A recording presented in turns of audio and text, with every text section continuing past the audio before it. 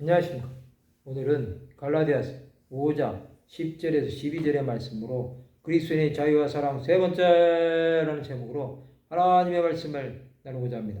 본 말씀은 나는 너희가 아무 다른 마음을 품지 아니할 줄을 주 안에서 확신하노라. 그러나 너희를 요동하게 하는 자는 누구든지 심판을 받으리라. 형제들아, 내가 지금까지 할례를 전한다면 어찌하여 지금까지 박해를 받으리요? 그리하였으면 십자가의 걸림돌이 제거되었으리니 너희를 어절케 하는 자들은 스스로 베어버리기를 원하노라. 사도 바울은 갈라디아 성도들은 다른 마음을 품지 아니할 줄을 확신했습니다. 그들은 예수 그리스도의 양들로 복음 진리의 교훈에 귀를 기울일 것이라고 생각했습니다. 그러나 성도들을 요동하게 하는 자들은 심판을 받을 것입니다. 사도 바울은 율법을 전하지 않고 오직 복음이신 예수 그리스도를 전함으로 박해를 받았습니다.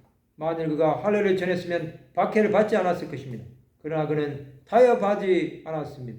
사도 바울이 이렇게 했던 이유는 복음을 전하지 않는 자들은 그리스도의 교회에서 사라져야 할 자들이었기 때문입니다. 갈라디아 성도들은 자신들이 믿는 믿음이 무엇인지 몰랐습니다. 그들은 주 예수를 믿는 것이 아니라 율법을 믿은 것입니다. 예수를 믿는다고 박해를 받으면 대부분의 사람들은 복음을 더 이상 전하지 않을 것입니다. 그러나 이것은 사탄의 계략에 휘말리는 것입니다. 우리는 이런 일을 당할수록 더 담대하게 복음을 전해야 합니다.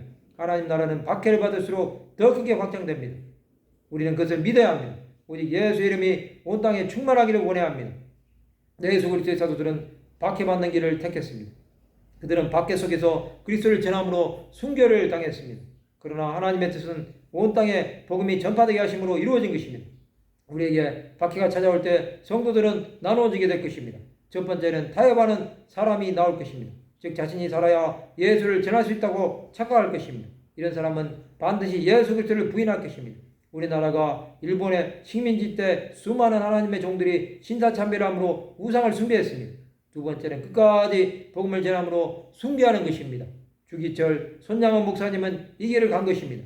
우리는 믿음을 지키기 위해 두 번째 길을 가는 하나님의 사람들이 되어야 합니다. 이제 우리는 결단해야 합니다. 그것은 하나님 나라를 위해 살 것이냐 세상을 위해 살 것이냐 하는 것입니다. 그것이 없이는 올바른 믿음을 가질 수 없습니다. 우리는 아무리 박해를 당해도 더욱 주 예수를 사랑하는 하나님의 자녀들이 되어야 합니다. 성도 여러분, 박해는 반드시 있을 것입니다. 그러나 잠시 잠깐이면 지나가는 것입니다. 그것을 이기지 못해 타협함으로 하나님의 버림을 받는 사람들이 되지 말아야 합니다. 우리는 세상에서 주 예수를 믿음으로 승리하는 삶을 살아야 합니다. 그것이 우리가 하나님께 가는 길이 될 것입니다. 말씀을 마치고자 합니다. 오직 예수만을 전함으로 끝까지 믿음을 지키는 하나님의 백성들이 되시기를 주님의 이름으로 축원합니다.